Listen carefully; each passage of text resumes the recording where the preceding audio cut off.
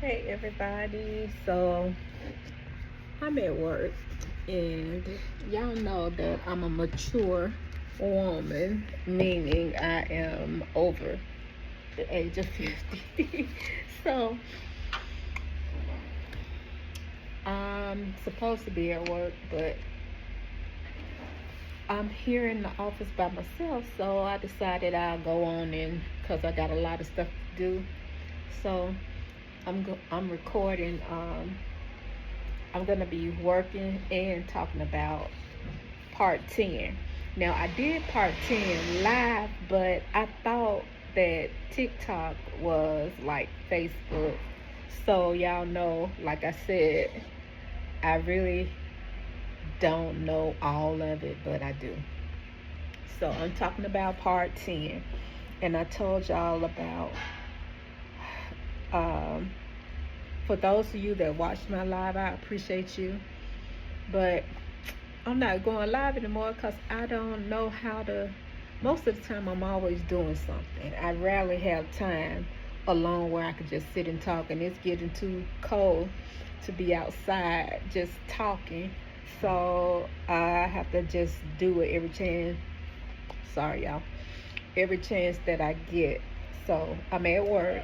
I'm paying attention. I'm talking to y'all. So if I'm not looking directly in there, I still have work to do, but I'm supposed to be on my lunch, but I'm the only one in the office today, so I got a lot of work to do. So I'm just gonna work through lunch. Okay, so I stopped at part 10. Like I told y'all before, I did it live, but I thought it was recording. Like on Facebook, you can record stuff. I know I mentioned that before. So I'm trying to multitask here and get this stuff done. So, um, part 10 of I Married a Sicko Twice. All right. I left off with talking about we were doing a lot of fighting. We hadn't married yet. My son was born, and we had I just told him to get out because I just didn't want to be with him anymore. I don't care if I was pregnant. I don't care about any of that stuff. I just want him gone because I thought that our time apart, and I thought that by us being older that it would be better, but it seems like he became more deranged the older he got. And I just was like, my sympathy for him, I still had it, but I didn't really have it. I don't know. I don't even know how to explain that, y'all.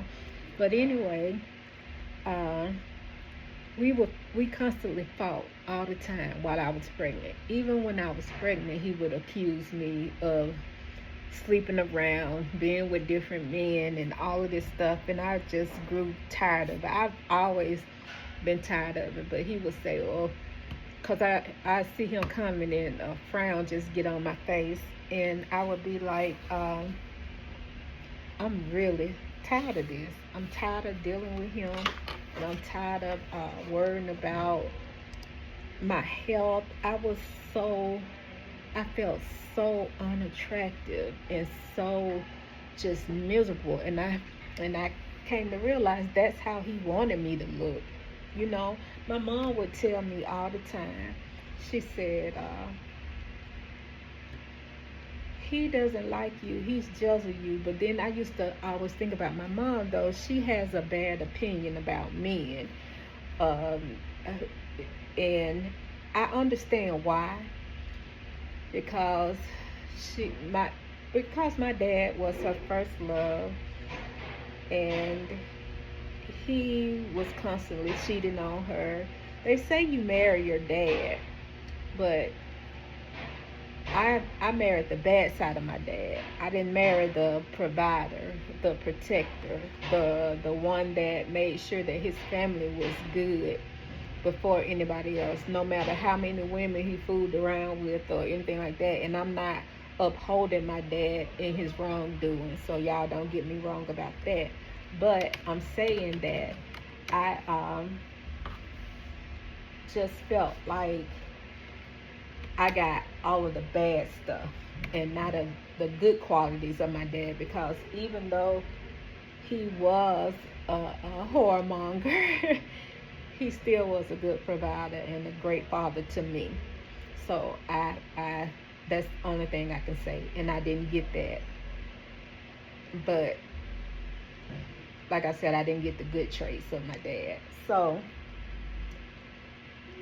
anyway, so we just kept going back and forth, back and forth, back and forth. So he got his own apartment, and I was relieved. I didn't care if I never talked to him again or saw him for the rest of my life. However, I was still pregnant. And of course, him being the stalker that he is, or the like obsessive person that he is, he couldn't just leave me alone. So, he would always try to do stuff to get back in my good graces, so to speak. Like, he'll, like, when he was with me, living with me, when we lived together, he never cooked anything, ever. Now his thing is he loved to cook for people and everything. I was like, it's called survival. If you don't have nobody cooking for you, you don't have no choice but to learn how to cook and stuff like that. So I was just like, okay, good. I wasn't impressed, As y'all can see, I at that time I was easily impressed. Now I I'm so accustomed to peace and not arguing with anyone and just being with myself and my own thoughts that I don't even care to be with anyone anymore. I had a relationship with this guy, but it was going nowhere, and I couldn't. That's another story. I don't even want to talk about him, but um, lately I have distanced myself from my whole family. I blocked everybody, even my oldest child. I blocked him, and I apologize to my daughter-in-law because she loves him, and I love that she loves him. But I always call him his father. I say, "You, your daddy's son," and for some reason, I'm blamed for everything that somehow their dad has turned, the SICKO has turned into a superhero overnight. And my son says that one thing about a SICKO, he don't ever ask him for anything, and he didn't ever have to when I now these are his words. When I put him out, this is my older son. When I put him out, his daddy had to come and get him. And I was like, hey, did y'all get the part? Yeah. Okay. You put it in for Oh, okay. All right, so I'm back, y'all. So, anyway, what was I saying?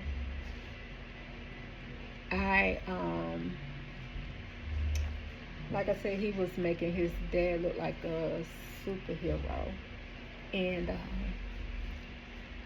yeah, he said, when you put me out, Daddy didn't ask me for nothing. And I was like, did you just hear yourself? When I put you out, why did I put you out? Why did I put you out?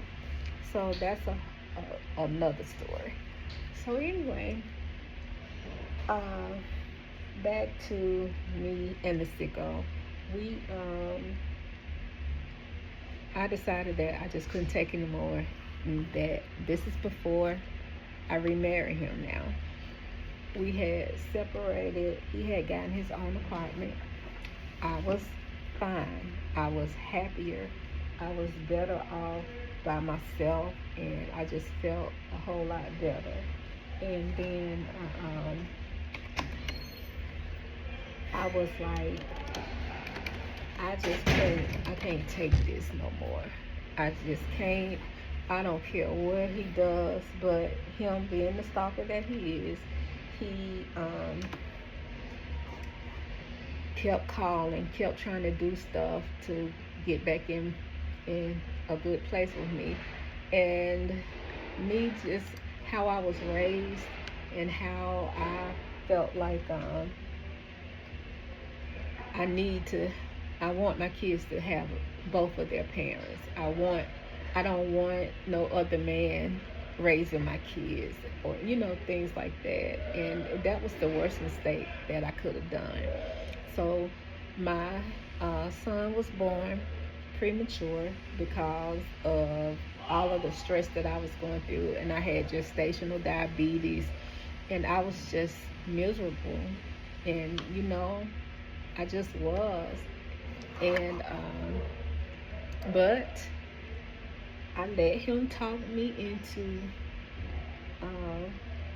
coming over to his apartment because he was like, I know you get tired. I mean, he has a way of charming you when he wants to, but he never has good intentions.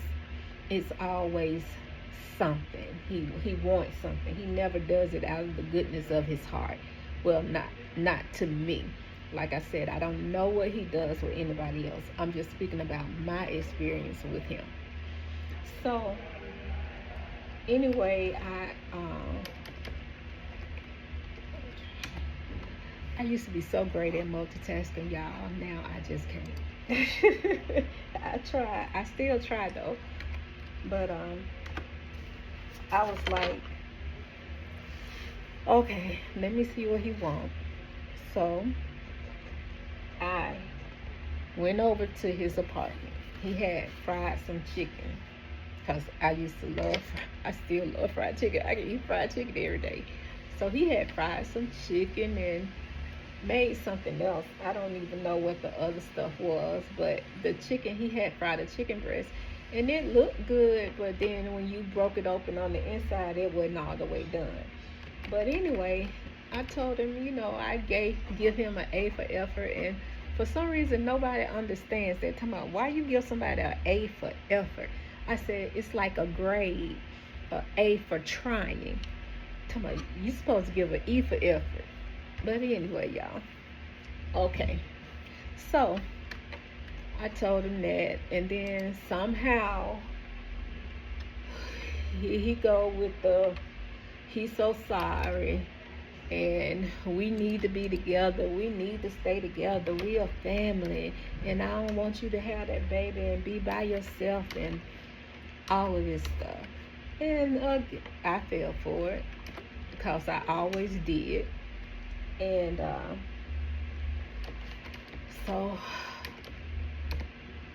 but before I did though, my water broke, and so I knew it was too soon. And I said, I'm gonna drive myself to the hospital. No, I didn't. I said, go get the kids. I said, don't tell my mama, because I didn't want nobody to know I was at his apartment. So I said, in the middle of me like going off or whatever I was doing, I was walking off and I felt a rush of water, and I was like, this not right, this not right. He's like, what's wrong with you? And I said, my water breaking. I'm finna go lay down on your sofa. I said, go get the kids, because my older son and my daughter was at my mom's house because they went to school where she worked. So she would always have them at her house after school. So I told him, go get the kids, then come back and get me, and we just going to the hospital. He never ever did what I asked him to do. It was always something extra. Next thing I know, my mama calling me on the phone. Your water broke. You going to the hospital? I said, I'm not sure, Mama. I'll call you back. Don't worry about it. I didn't want him to tell her because my mom is a natural worrier. She's going to worry about her child, and I'm the only one of her kids that have grandkids. So, of course, she was going to worry about me. But he told her anyway. So, anyway, I got to the hospital. They kept me, and they said that I was in labor, and they tried to. This was on a Friday, and they tried to keep me from going into labor. I knew I was going to have a C-section because of his size and my health and everything that was going on. So they had scheduled a C-section for like another time, but I kept having contractions and they couldn't stop it. So they went on and scheduled me for that C-section. And I was like, they have to tell you about all the risks. They have to tell you about, anything that could happen when you have a child that's premature and all of those things. And I was like, yeah, I know. So, okay, my son was born in May. He wasn't due until July. This is my copy, y'all. Sorry. My son was born in May.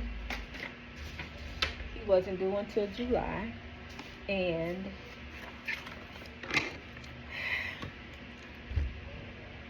this is where it gets complicated for me, because although I knew that I shouldn't have remarried him, I was tired, y'all. I was tired of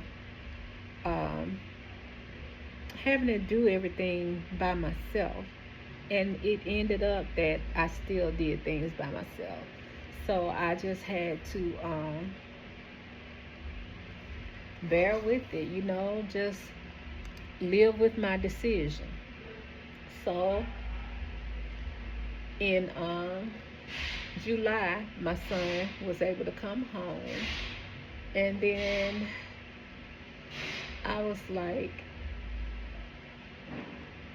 I'm off of my goals. I told y'all that I had set up goals for like every 5 years I was going to accomplish something. So my goal of getting my degree, because I went to work.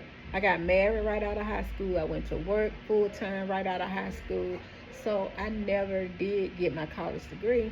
And that's another reason why me and my dad fell out, because he said he was disappointed in me. And it broke my heart. When I told him he was going to be a grandfather, he was like, I'm not excited about that. And it crushed me. He said, so you just going to, he just had such a negative outlook on single moms at that time. My dad was one of those old school dads that just thought you finish high school, you get a good job, or you go to college. You didn't have any choices, and college was going to be on him. I just knew that I didn't want to go to college right away. I was so focused on really the SICKO and him and me. It's like I can understand how he didn't understand how I couldn't love him anymore because of how I was when I was younger. It's like the world revolved around him, the first marriage. And then when I saw him for who he was, and I started noticing, really not noticing, I've been noticed, when I started really just paying attention to his character. And I was like, I just don't know if I want to marry him. So, okay, that's it. So anyway, I was like, I don't think I want to be with him. I don't think I want to marry him again. But listening to my family, listening to everybody, I just ignored all of the negative stuff that and I was choosing to live to fantasize about the so-called good things, air quote good things about him. But honestly, you know how they tell you to do this test about write down the pros and cons and all of that stuff. I really honestly didn't have any pros. Only pros I had was I knew him. He was the father of my other two children, and he wants to be with me. But that wasn't the case. This is how I feel now. I can't tell y'all how the SICKO feels. I'm just telling y'all how I feel. So I didn't think that we needed to get remarried, but we did. And my uncle, who married us the first time, he married us the second time, and he said that we both needed to repent, because that's how we were I was raised, that I needed to repent for having the baby out of wedlock. God forgives you for everything and all of that stuff. So I remarried him. So he had finally got a regular job, and they were paying him on the regular. He stayed there for a while. So they caught up the child support people from our first divorce, put in the order. They found out where he worked. I didn't have anything to do with it. They found out where he worked based on his social security number, I guess, and whatever. So he was like, he came home one day, he talking about, why my paycheck got a garnish sheet? I was like, garnish sheet? What? I said, that must be for child support. Me being the kind of person I am, like, okay, it must be for child support. I said, what's the problem? It's coming to this house. It's coming to both of us, so what's the problem? You need to tell them we together. You don't need to. And me, like a big old dummy, went and had it canceled because we had remarried. Worst mistake I could have. That's one of the worst mistakes besides remarrying him. That was another mistake. So I did. I went to the office and showed them our marriage license and everything, and showed them that we were together. We remarried. So it was no need to have his check garnished for child support. So they canceled the order, and we went on and stayed together. So me in my goal phase, I decided to sign up for school.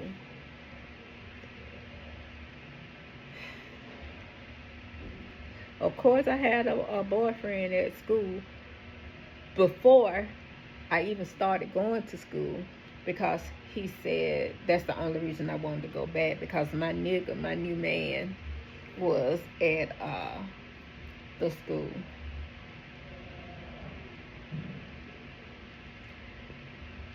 I can't believe I dealt with all of that, y'all.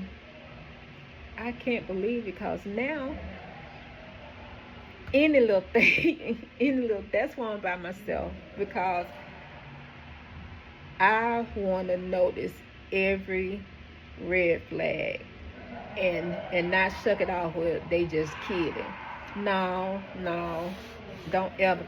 When somebody show the words of Maya Angelou, the great words, somebody show you who they are the first time, believe them, because the amount of insecurity that someone